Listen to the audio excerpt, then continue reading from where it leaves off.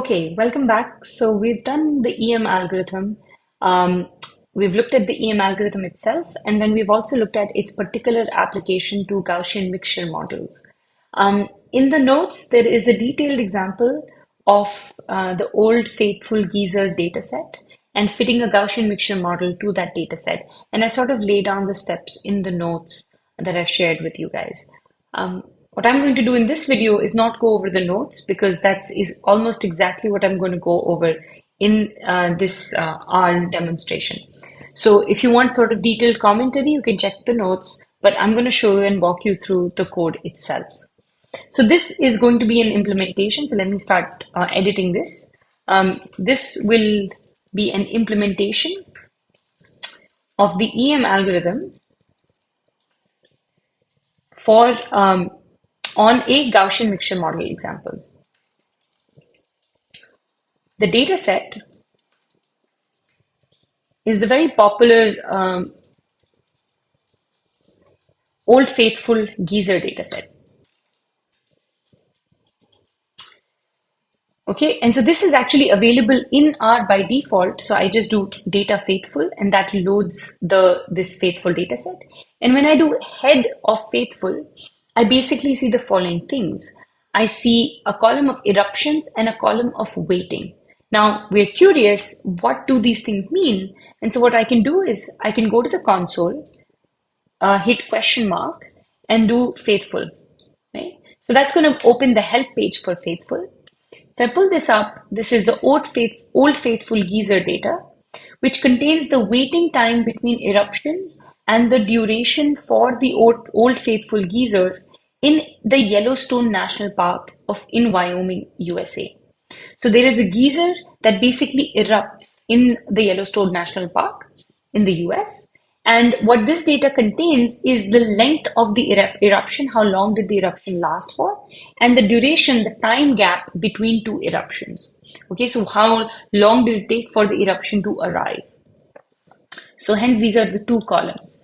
Now, if I look at, I'm going to look at one particular component only. I'm only going to look at eruptions in this, and you will take a look at the waiting times. You can look at separately in your own implementation. So X is a variable of interest for me, and X is going to be eruptions of faithful dataset. And if I do the histogram of this, and if I plot that, I will get a plot that looks something like this. So what do I see? I see that some eruptions take a very short time. Right? The length of the eruption can be really short, or the length of the eruption can be a little bit longer. So here the length of eruptions is about 4.5 seconds, and here the length of the eruption is about 2 seconds in this area. Now, if I then assume, so unrealistic to assume, looking at this, that X follows normal, some mu sigma squared. Because I can clearly see that in this setup, in this histogram, it's evident to me that this is not one normal distribution, right? Because there are two different modes. So likely a Gaussian mixture data. It looks like it is a mixture. The data consists of a mixture of two components, eruptions that are short and eruptions that are long. There may be 3 components, there may be 4 components, but there certainly seem to be 2 components. And so that's what we're going to do. We're going to fit a Gaussian mixture model with 2 components to this data. Okay. So now what is the EM? Now, when we fit a Gaussian mixture model, there are 2 components. So in an EM algorithm, we have the E step, which is the gamma calculation. Now, gamma ICK, recall, was the probability that for any observation I, that's the index gamma I, Zi is equal to the class or cluster C, given that Xi is the value that I have observed. Oops. And the vector of parameters I'm evaluating this on is theta k. Okay, and this takes a particular form. This gamma ICK has an actual formula, which is basically FC xi at theta k.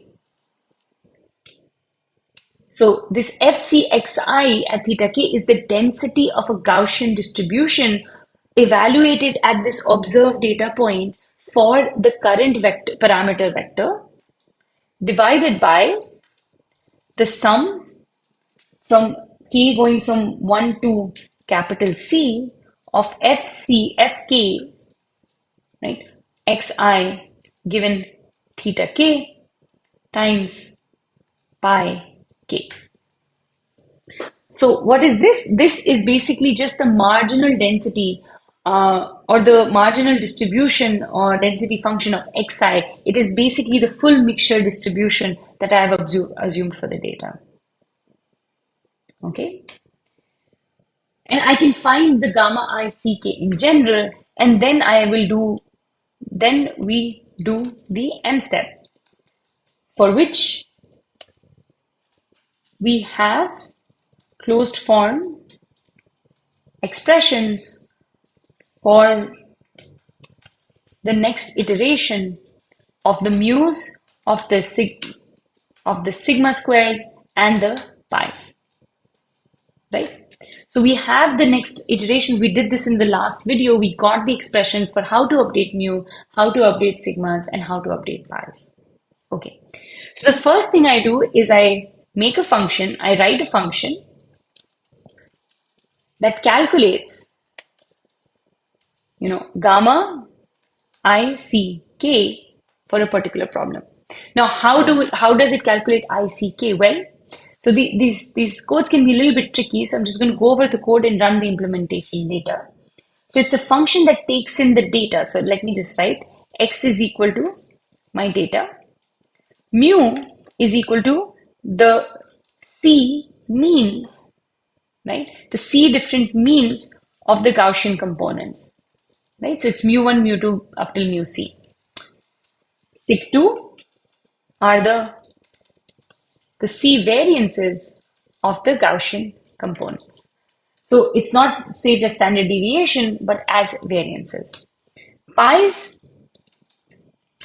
is pi 1 up to pi C, the mixture probabilities.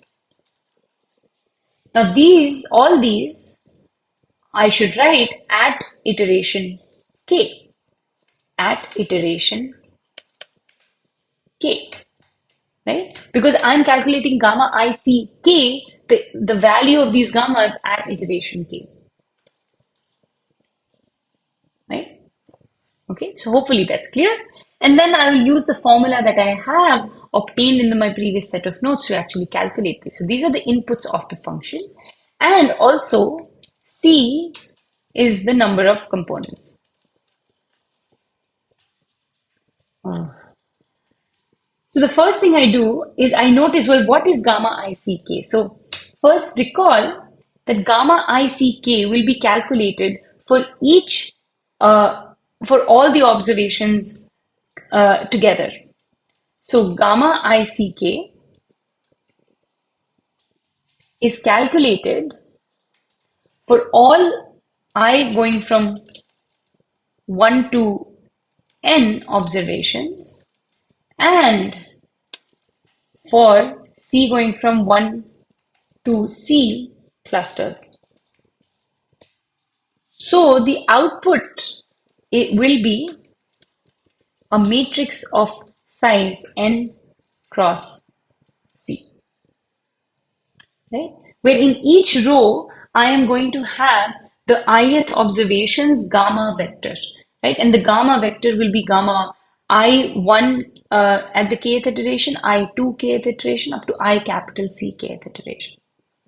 Okay, so this is how I'm structuring this. So the first thing I do is I define the desired length of my matrix, gamma prob.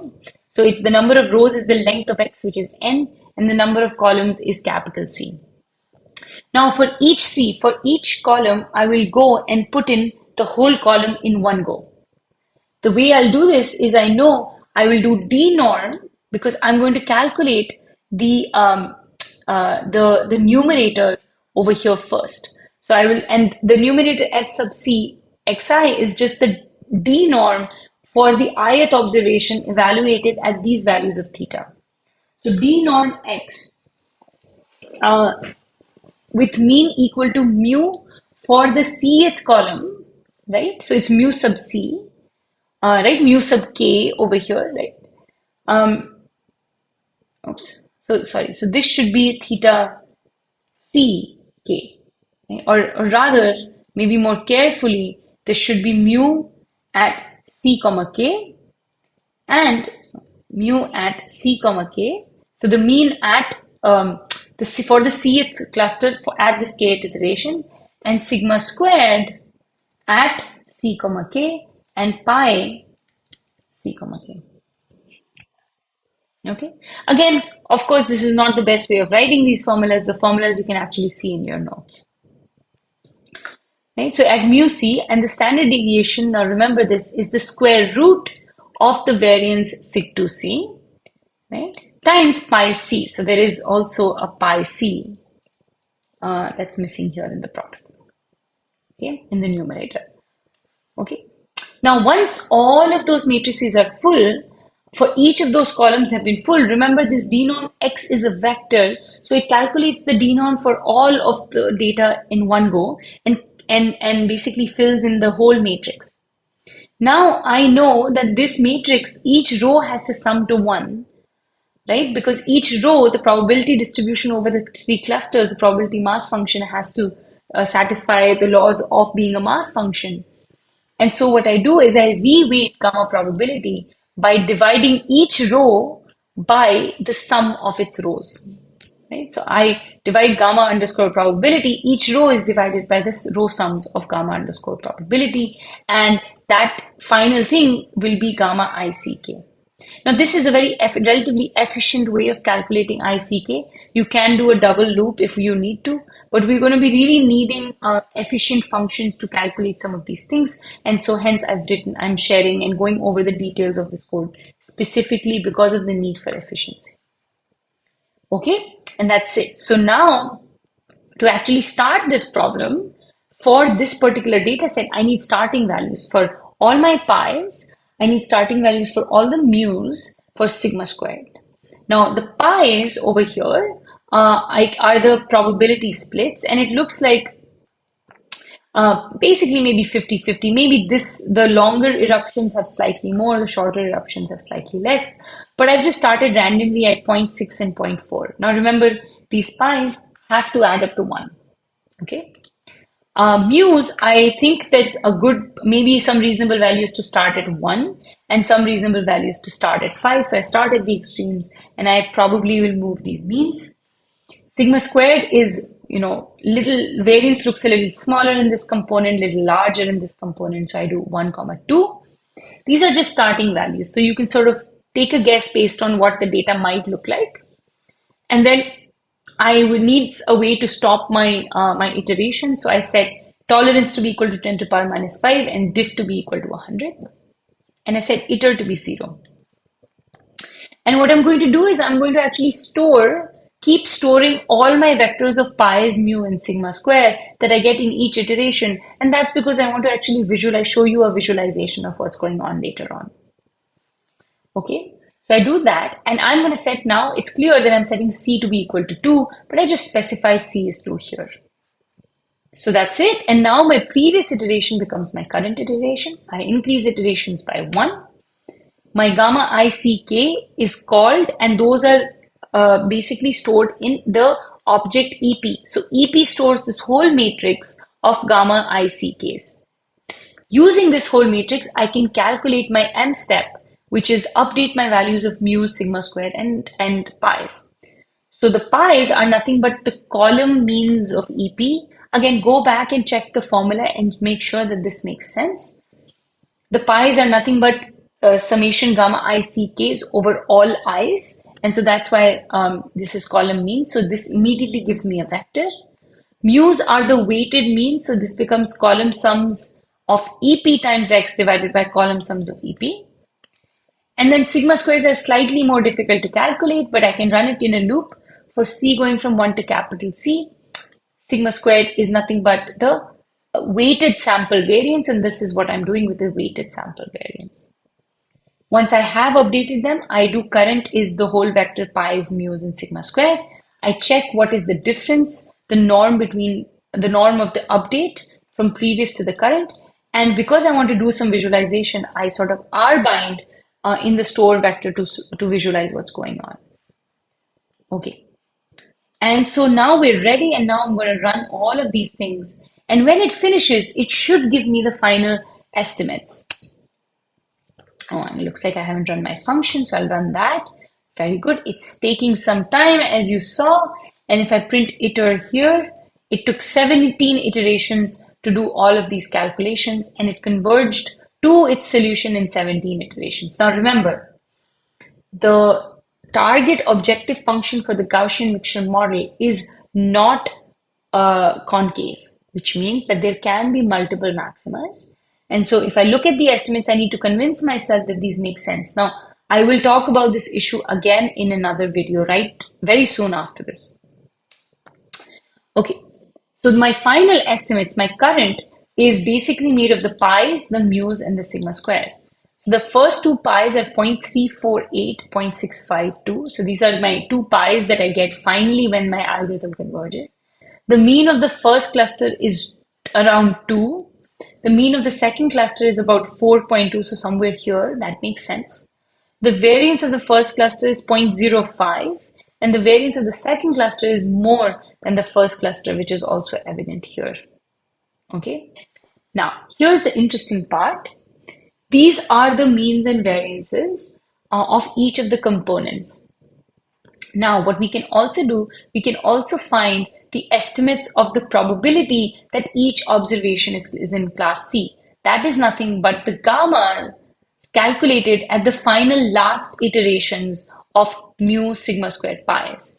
So if I do gamma ICK one more time, that will give me the probability of Z's. And if I just look at the first 10 observations rows of prob.z, it'll tell me, well, the first observation, and so let me also look at head of x. The first observation is 3.6. And given that the first observation is 3.6, which lands somewhere here, the probability of being in the first cluster is very close to 0. The probability of being in the second cluster is very close to 1. That makes sense. The second is 1.8, which is somewhere here, which gives very large probability to being in the first cluster and very small probability to being in the second cluster. Now let's look at the sixth observation. The sixth observation is 2.8, which is somewhere here. Now 2.8 has about 15% probability, 16% probability of being in this cluster, but 84% probability of being in the second cluster. And this is where you see a little bit more dichotomy in the classification. Okay, so how do we classify? Well, you can classify or cluster the observations based on the following thing. If the probabilities are more than 0.5, it just goes to that cluster, or choose the cluster for which there is the largest probability. Okay, so how am I going to visualize this? Well, first let's look at this. So first I'm going to show you the actual iterations. This dot sleep 0.1. Hopefully it'll come across in the video as well. Maybe I'll do 0.2. What I'm going to do is I'm going to make the histogram again. And what now we're going to do is we're going to start with the first starting distribution, or maybe let me do the first one here. So I first draw the starting distribution of what I assumed the underlying distribution. So over here in red, you see a curve. This is the starting distribution of what I thought my initial values were for this process, for the theta 0 vector, that this is the distribution from which the data is coming from. Now we can see that the data actually does not follow this distribution. This curve doesn't quite cover the data. So if I run this again, for what my next iteration corresponds to, I see that in one step, the parameter vector theta updated to different pi's and different mu's and different sigma squares, so that the density function for that mixture component looks something like this. This is far more similar to what I'm used to or what I expect this mixture to look like. Still not a great fit, but still much better, right? I can do this again and I see, okay, now I have a third curve that looks much better. I can do this again. We can run this 17 times, remember, because our iteration took 17, a length 17. And I keep doing this and our fit gets better and better and better. And I can make an animation out of this where it sort of keeps adding little by little by little until it finally in blue sort of makes the final curve as to what the final fit of the density function looks like in terms of the mixture distribution. Okay. Here's what I can also do. I can take my prop.z, which are the probability vectors of association to different classes. Remember, this is something I get out of just free out of the EM algorithm. Gradient descent, Newton-Raphson will not give you these classifications because they don't assume a latent structure or latent observations of Z. They don't assume that. EM algorithm assumes some of these latent variables that make sense as part of the story. And then you can basically assign observations into clusters based on what you've learned about these latent variables. And so I define a variable which I'm going to call color, but these are actually allocations. So when I look at, head color, head. So I calculate this and I look at head of color. I see that the first observation is assigned the second cluster. The second observation is assigned the first cluster. Third observation is assigned the second cluster, and so on. How is it assigning this? It's going to probability.z and it's saying, well, look at every row of prob.z, which is gamma ick, and tell me which column or which component gives you the maximum value, right? Is it the first or the second or the third, right? Or the fourth? But in this case, it is only c equals 2, so is it the first or the second? And when I do this and run these two lines, I basically add the actual points of the data on the x-axis color-coded with the component class specification. So all of these black dots have been assigned to the first component. All of these pink dots have been assigned to the second component. And you can see that these 3 observations over here are also assigned the second component, but not the first component. Okay, and that's probably because the second component has larger variance as we noticed. All right. Okay, these allocations, this color coordinate clustering that we finally see for different observations is not something we can get out of gradient descent and Newton-Raphson, right? This is something that only EM algorithm can give us. Now what I'll do is I can change C to be equal to 3. Now if I change C to be equal to 3, I need to make changes in my starting values as well. So let's say I start from 0.3, 0.4 and 0.3 again, right?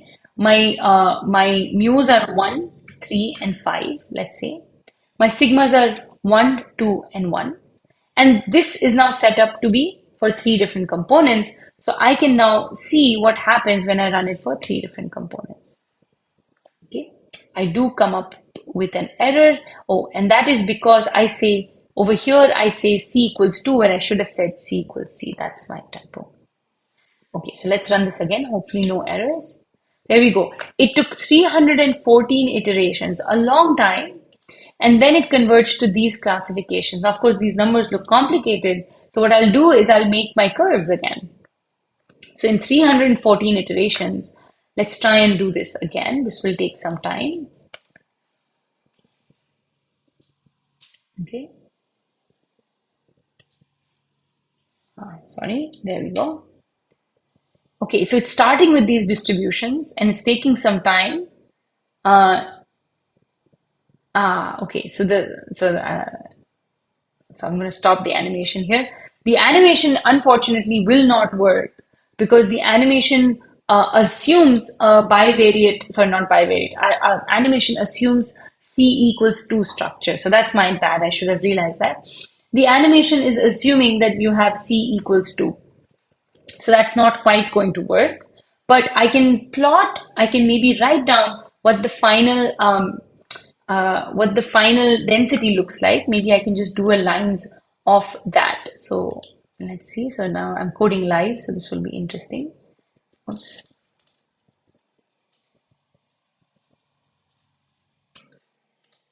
Okay, so I have my test.x, which creates my x-axis, which gives you sequence from minimum x to maximum x. So this is going to create a grid of points on my x-axis. And then for each of those, I want to get the mixture distribution's density function. So I do store, maybe I can just do, instead of in the loop, I can probably just do it towards the end. So I'm just going to do pi's, the first pi. Okay, because pi's, sig2 and mu contain the last iteration of what I thought was the final iteration. And this is pi's times mu 1, right? This is sig2 1. And then I just need to take this, and I think this is all I need to do. We'll find out. I need to add this twice. Oops. And just change the 1s to 2s because there are 3 components. So I'll change this to 2 to pick up the second mean, oops, and the second variance. And then here pick up the third mean, third pi, third mean, and the third variance. Okay. Now this is no longer going to show us an animation because that will take some more time to actually work out. But it will show us something. It will show us my last iteration. So let's see. Do this. There we go. So this turns out to be the final mixture distribution where there's one component here, and looks like one component here. And this code certainly works for 3 colors. So I do the allocation, and if I look at head of color, I see 2, 1, 2, 1, 2, 2, but there should be some 3 in here as well. So let's see. There, okay, so there is no, did I not calculate this? So let me try this again. C is equal to 3. C is equal to C. I calculate the probs again one more time. There we go. Now this is better. Now if I look at head of color, it gives me 2, 1, 2, 1, 3. So the 5th observation is assigned the 3rd cluster, the 6th observation, the 2nd cluster. And when I look at the points, this is what I get. This is cluster 1, this is cluster 2, and this is cluster 3 in this particular case. So you can see that these observations in the middle, which are a little contentious as to should they go in the first cluster, should they go in the second cluster, they are broken away from these 2 clusters and assigned their own cluster. This is when I chose C equals 3. But if I choose C equals 2, then what do I do? Then I have to figure out which of these is going to be better. Now, how do we actually choose C? That's a discussion we'll do in some of the coming videos, right? Now, what I'd like you to do is repeat this whole analysis for C equals 2 or C equals 3 for the waiting times instead of the eruption. So you'll have to come up with good starting values. You'll have to come up with, you have to visualize and see how the fit turns out to be.